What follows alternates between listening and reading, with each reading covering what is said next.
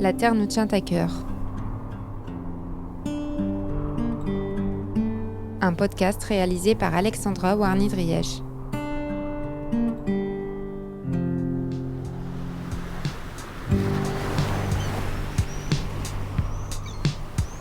À travers ce média, je vous emmène sur le terrain, au plus près de celles et ceux qui étudient, soignent ou subissent les effets des bouleversements écologiques. Scientifiques, médecins, victimes de pollution, ensemble, ils nous racontent comment la santé de la planète et la nôtre sont intimement liées.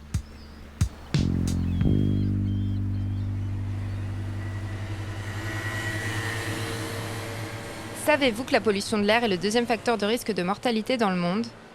Rien que chez nous, Santé publique France estime que 40 000 personnes de plus de 30 ans meurent chaque année à cause des particules fines. Alors pour comprendre ce qui se passe concrètement quand nos poumons rencontrent un cocktail de PM2,5, d'ozone, de dioxyde d'azote et autres petites réjouissances atmosphériques, je suis aujourd'hui dans le 6e arrondissement de Paris pour rencontrer le professeur Bruno Housset, pneumologue et ancien président de la Fondation du Souffle. Avec lui, on va examiner quels sont les polluants qui mériteraient presque leur propre fiche Interpol et quels sont leurs effets sur notre corps à plus ou moins long terme, selon notre âge. Il partagera aussi quelques tips scientifiquement fondés pour limiter notre exposition, parce que non, retenir sa respiration n'est pas une solution à long terme. Et puis on répondra à quelques questions que vous vous posez peut-être, comme « Vaut-il mieux vivre en ville ou à la campagne ? À quel moment de la journée est-il préférable d'aérer sa maison ? Ou encore, est-ce que cette pollution impacte aussi nos animaux de compagnie ? » Allez, je vous laisse respirer un bon coup, de préférence loin d'un pot d'échappement, et je vous propose d'écouter notre entretien.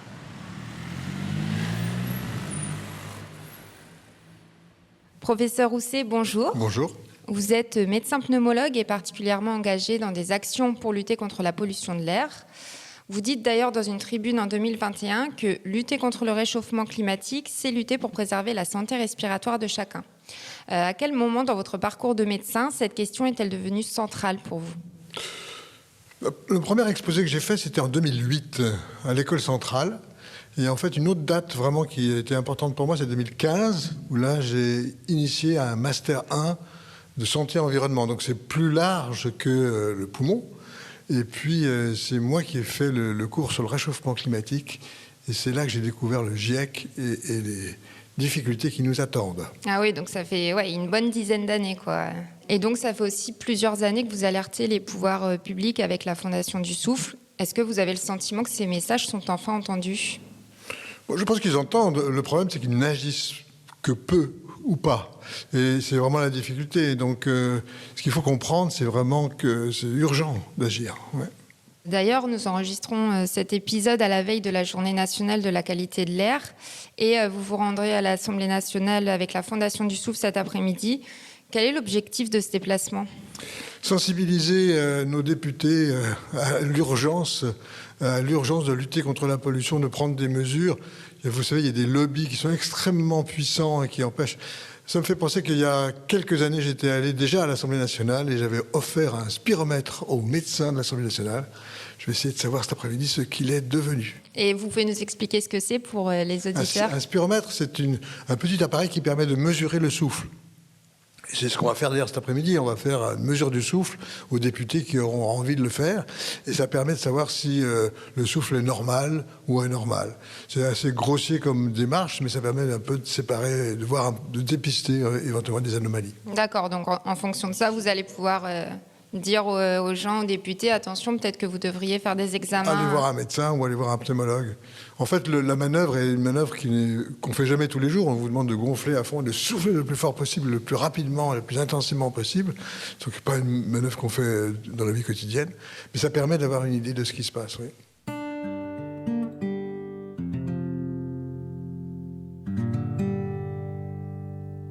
Pour bien comprendre, est-ce que les polluants de l'air qui nous rendent malades sont les mêmes que ceux qui participent au réchauffement climatique ?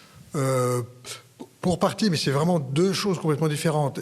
Et en fait, le réchauffement climatique, c'est quelque chose qui est lié essentiellement à l'accumulation de CO2 dans l'atmosphère, donc ça va réchauffer. Le CO2 lui-même n'est pas un polluant atmosphérique. C'est un polluant dit global, parce qu'effectivement, il participe au réchauffement, mais pour l'essentiel, mais ce n'est pas quelque chose qui est toxique pour l'homme. Donc, ce n'est pas un polluant atmosphérique. Et il y a des polluants qui sont également le méthane, par exemple, qui est aussi un polluant qui a un effet de serre important, donc qui va contribuer au réchauffement climatique.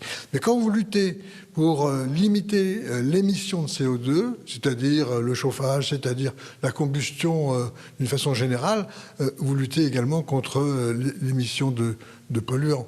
Donc c'est pour ça que c'est un même combat contre pollution et réchauffement. La pollution ayant un effet quasiment immédiat ou dans les années qui suivent. Et vous savez que pour le réchauffement climatique, c'est 2 générations. Actuellement, on paye le CO2 produit il y a 2 générations. Donc c'est pour ça qu'il y a urgence. On entend souvent je vais me mettre au vert pour respirer un peu d'air pur. Mais y a-t-il de vraies différences de qualité de l'air entre la ville et la campagne ? Alors, d'abord, ça dépend complètement des lieux où vous êtes. Ensuite, globalement, effectivement, il y a une petite diminution de pollution quand vous êtes à la campagne, mais la nature de la pollution change. Peut-être vous avez entendu parler de la vallée de l'Arve, où en fait, du fait de la conformation géographique, de la configuration géographique avec des vallées, etc., la pollution stagne dans les vallées. Et donc, ils sont à la campagne, mais ils sont exposés à des polluants de façon importante. Vous avez aussi tout ce qui est pollution agricole, l'utilisation de pesticides, de différents produits chimiques qui sont utilisés et qui sont des polluants. Donc, c'est pas si simple. Et quand bien même vous seriez à l'écart de tout ça, vous avez l'ozone, qui est un polluant qui est formé dans l'atmosphère par une réaction chimique et qui, avec les rayons ultraviolets, et qui, elle, par contre, l'ozone perdure. On ne peut pas agir tellement dessus. Et parmi les principaux polluants de l'air extérieur, lesquels vous semblent les plus préoccupants pour la santé ? Ceux pour lesquels on a montré une toxicité majeure et pour lesquels on sait qu'il y a des millions de morts dans le monde par an, ce sont les particules. Et les particules, quand on dit les particules, c'est à tout un monde. Parce qu'en fait, vous avez des particules de petite taille, de grosse taille. Ceux qui sont les plus toxiques, ce sont celles qui sont les plus petites, qui vont rentrer dans l'organisme. Les PM 2,5. Les PM 2,5, vraiment les PM 0,1, parce que les nanoparticules, c'est moins de 100 nanomètres. Ah oui, qui sont encore plus petites. Elles sont encore plus petites. Et il a été montré qu'elles passent dans l'organisme. Il y a un travail comme ça qui montre que si on vous fait inhaler des nanoparticules d'or, qui ne sont pas toxiques, eh bien, vous en éliminez dans les urines jusqu'à 3 mois après l'épisode. Oui. Donc, les particules sont préoccupantes parce que, d'une part, elles sont quand même très hétérogènes et on se félicite parce qu'on a une diminution de la pollution par les particules. Mais est-ce qu'on n'a pas une augmentation des particules les plus fines et les plus petites et les plus toxiques ? C'est ça la vraie question, c'est de mesurer les plus petites, ce qui n'est pas forcément fait.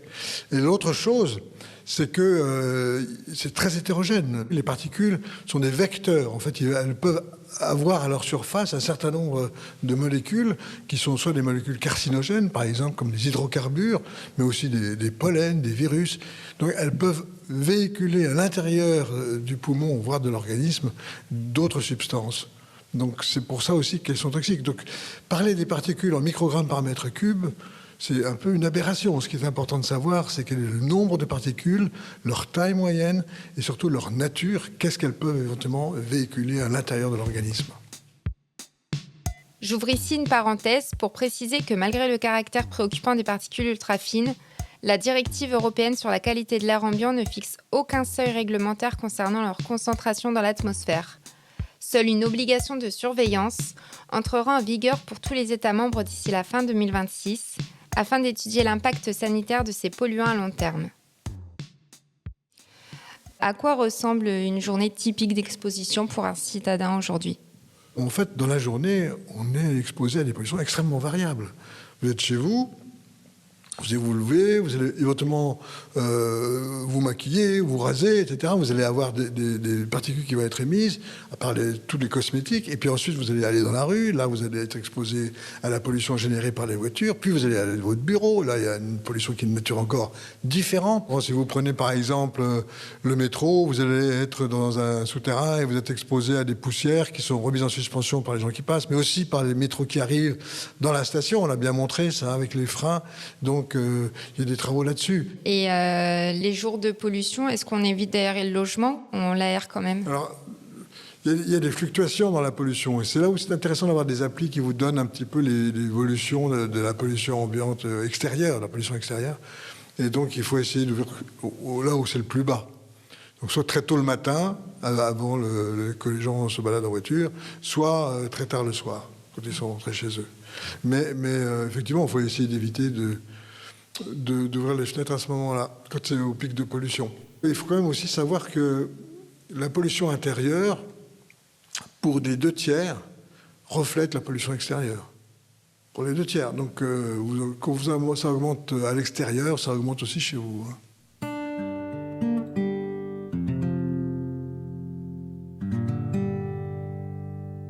Quels impacts concrets la pollution de l'air a-t-elle sur nos poumons, et ce, même quand on est en bonne santé ?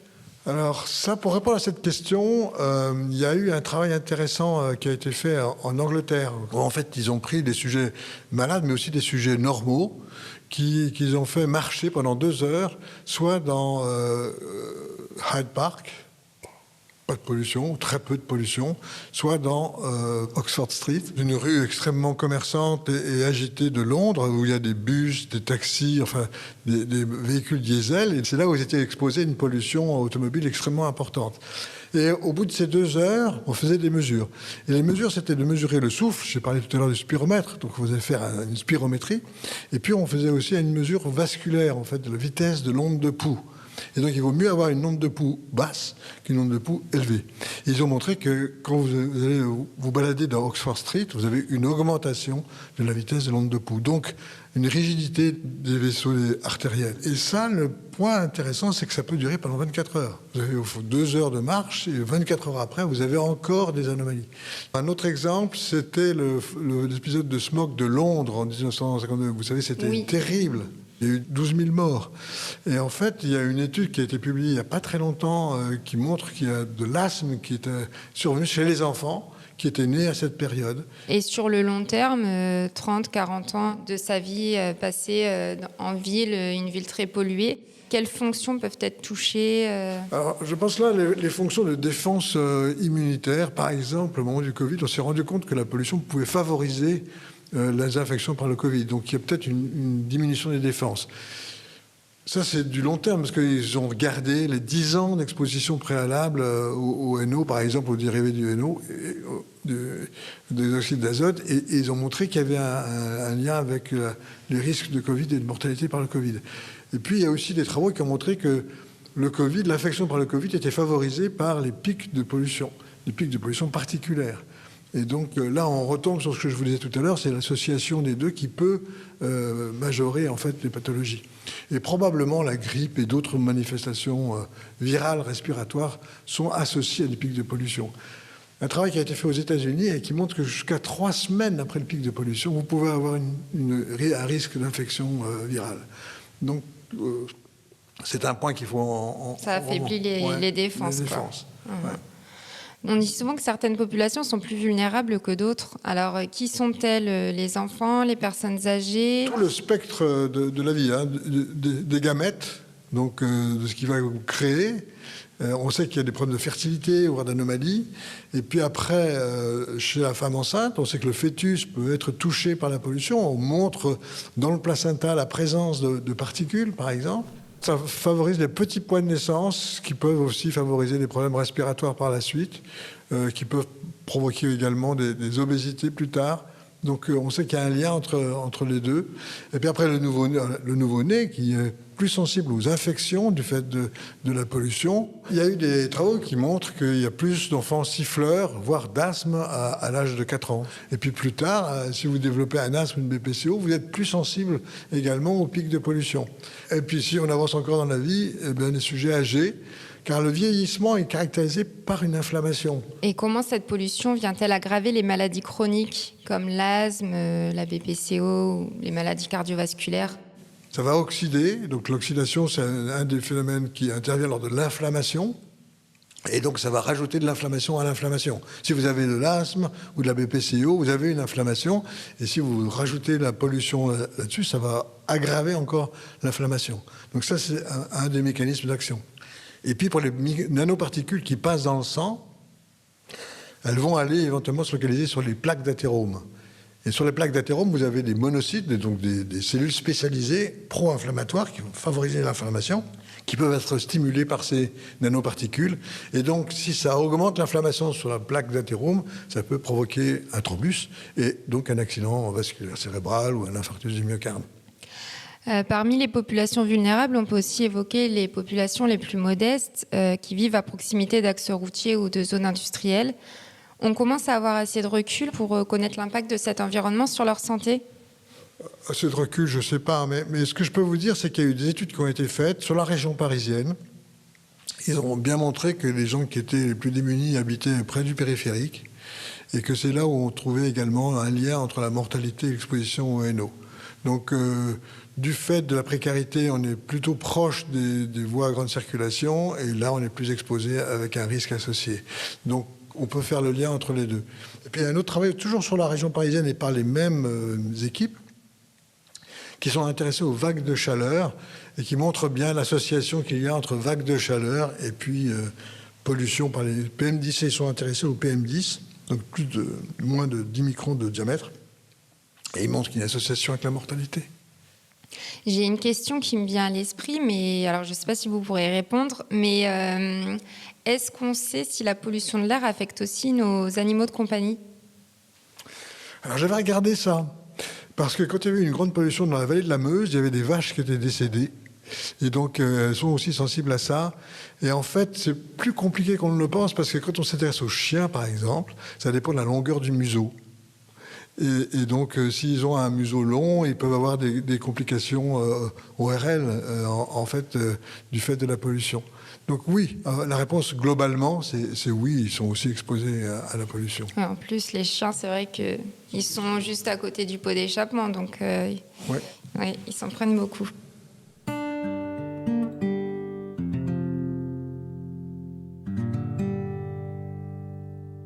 Quelles actions concrètes peut-on mettre en place individuellement pour limiter son exposition ? Je pense que un des points qu'on n'a pas beaucoup développé jusqu'à maintenant, c'est la pollution intérieure, la pollution domestique. La pollution domestique, c'est la pollution extérieure, je disais, 2/3 à peu près qui rentre, plus tout ce que vous générez à l'intérieur des locaux. Et là, il y en a beaucoup qui sont particuliers, comme les composés organiques volatiles. C'est-à-dire que si vous prenez une peinture, un vernis, une colle, ça va émettre des petites molécules qui vont être allergisantes. Et donc, un exemple que je prends souvent, c'est la chambre du bébé à naître. Le bébé va arriver, donc on est en train de repeindre la chambre, on va lui acheter son berceau, etc. Et tout ça, ça va générer des composés organiques volatiles. Il faut attendre 3 semaines avant de se dire que les choses se sont apaisées et qu'il y a moins d'émanations. Mais c'est vous dire que, en fait, il y a quand même des choses qui se passent à l'intérieur des locaux qui sont liées au relargage de molécules particulières. Puis je ne parle pas du radon. Vous connaissez peut-être le radon qui que selon les endroits où on vit. Voilà, dans le Limousin, en Bretagne, il y a des relargages par les roches granitiques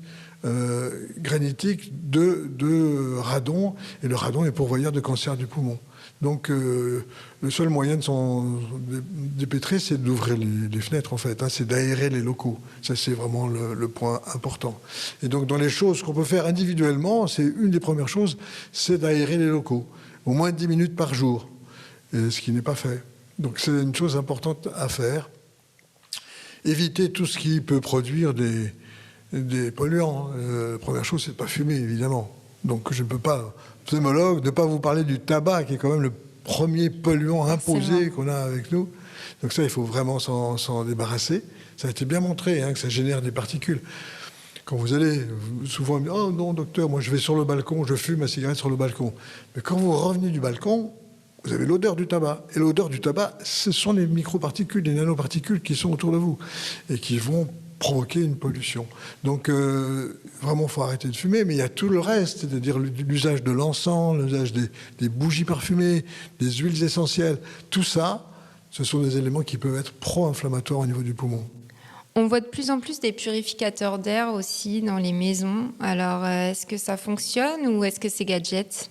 Alors, c'est une question intéressante parce que ça fonctionne. C'est-à-dire que vous allez mettre votre épurateur d'air et vous allez regarder s'il y a une diminution du nombre de particules dans la pièce. Et il y a une diminution, ça c'est vrai. Ça diminue de 40-50%. Et donc, ça pourrait avoir un intérêt chez des gens qui sont malades. Chez des gens qui ne sont pas malades, on n'a pas de preuve que ça a un effet, franchement, sur le long terme. Il y a eu des choses qui ont été faites aussi sur les feux de forêt. C'est-à-dire qu'ils ont des épurateurs mobiles et donc qui sont donnés aux gens ou que les gens achètent lors d'épisodes de feux de forêt, de façon à se prémunir du risque des particules liées à ces feux de forêt, qui sont quand même importants. Et donc, ça semble relativement efficace. Après, une étude du coût-efficacité, là, qui est plus discutable. Mais je pense que ça peut être intéressant. D'accord. Les joggeurs qui courent le long des grands boulevards, c'est une bonne idée ou... C'est une très mauvaise idée. Très mauvaise idée. Non, parce que là, vous avez... Alors là, c'est un autre chiffre que j'aime bien, c'est les 15 000 litres d'air par jour. Là, on est en train de discuter tranquillement, et si on restait comme ça toute la journée, on aurait ventilé à peu près 15 000 litres d'air par jour. 15 000 litres d'air, c'est difficile d'imaginer ce que ça représente. Hein. Et moi, j'aime bien prendre l'analogie avec la nourriture. Vous mangez entre 1 et 1,5 kg, 2 kg, si vous mangez beaucoup, par jour. Vous allez boire 2 et 3 litres par jour, c'est ce qu'on vous conseille en tout cas. Combien de kilos d'air vous allez inhaler par jour ? 17 kilos. Donc c'est considérable. Et ça, c'est sans compter tout ce qui peut être ajouté comme polluants et autres substances dans l'air. Donc c'est beaucoup. Et si vous faites un effort, alors vous allez augmenter jusqu'à 5, 6 fois, quelquefois, la ventilation. Donc vous allez augmenter ce qui passe dans les poumons. Donc c'est fortement déconseillé de faire du sport les jours de forte pollution ou bien le long du périphérique. Vous allez me dire, mais il faut quand même faire du sport. Et effectivement, il y a un travail qui a été fait par les gens de pays du Nord, scandinaves, et qui montre qu'en fait, on a plus de bénéfices en termes de survie à faire du sport que de risque de perdre des années de vie avec la pollution. Donc, quand on compare le bénéfice des deux, il n'y a pas photo, il faut faire du sport. Ok, donc faire du sport, oui, mais en évitant quand même les pics de pollution. À l'échelle collective, quelles sont les mesures de santé publique qui vous paraissent les plus efficaces ? Avant de venir à ça, je reviens aux épurateurs et aux collectifs. Oui. Parce qu'il y a eu un travail qui a été fait, et il est français, donc c'est quand même intéressant. Il n'a malheureusement pas été publié dans des revues médicales, il a été publié dans la presse. Donc on n'a pas les preuves, la méthodologie scientifique associée. Mais c'est en fait dans une école du 9e, où en fait il y a une cour de récréation qui est quand même très encaissée, et ils ont mis 10 filtres, en fait, 10 épurateurs d'air à haut débit. Ils ont un système qui n'est pas un système avec des filtres EPA, si j'ai bien compris, mais en fait, c'est par électrostatisme. Les petites particules se collent sur un système.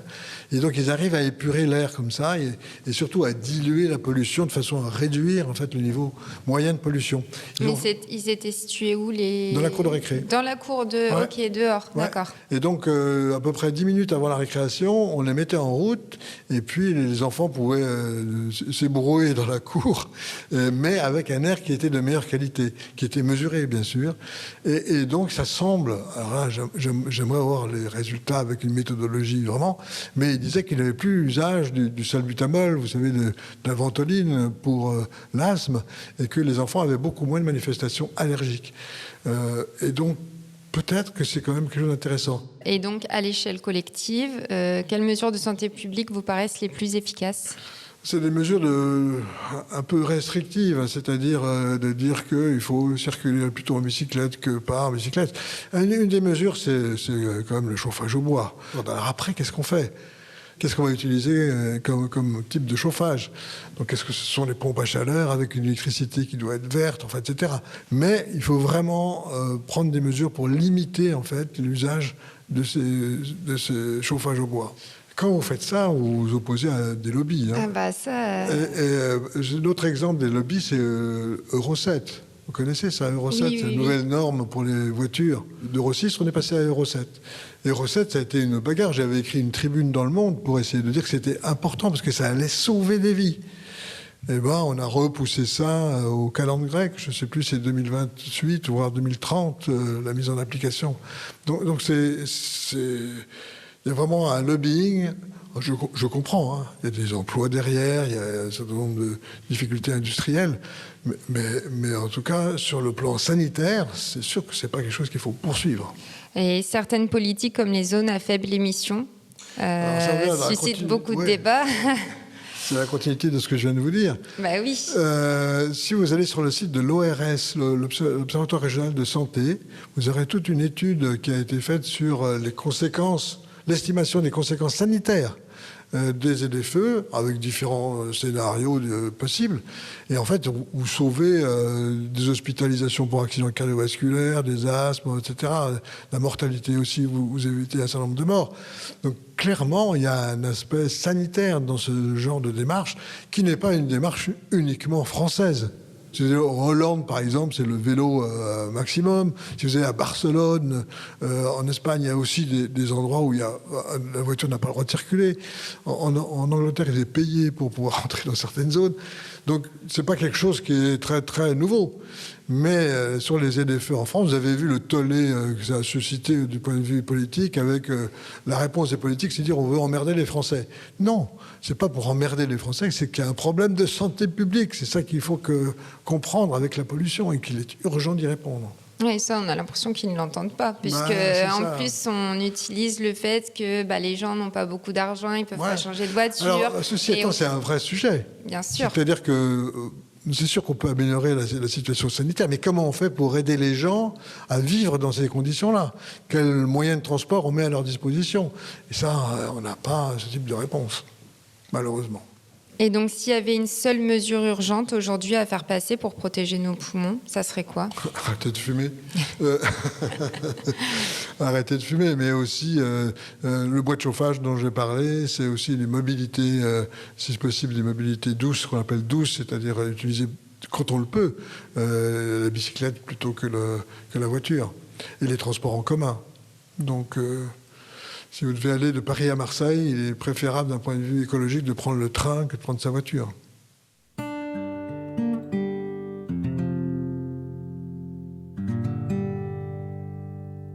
Pour terminer cet entretien, j'aimerais vous demander, professeur Housset, si vous pouviez donner un unique conseil aux jeunes générations, celles qui vont respirer l'air de demain, lequel serait-il ? Informez-vous. Informez-vous sur des sources fiables, c'est toujours pareil. Sur les sources fiables, et auprès de la Fondation du Souffle, vous trouverez beaucoup d'informations, notamment le soufflotest, qui est un système qui vous permet de savoir où vous en êtes au point de vue respiratoire. Donc n'hésitez pas à vous connecter sur le site de la Fondation. Une autre action, c'est d'agir. Enfin, une autre recommandation, c'est d'agir. Agissez chez vous dans la mesure de vos moyens individuels, mais vous pouvez limiter la pollution dans votre environnement intérieur.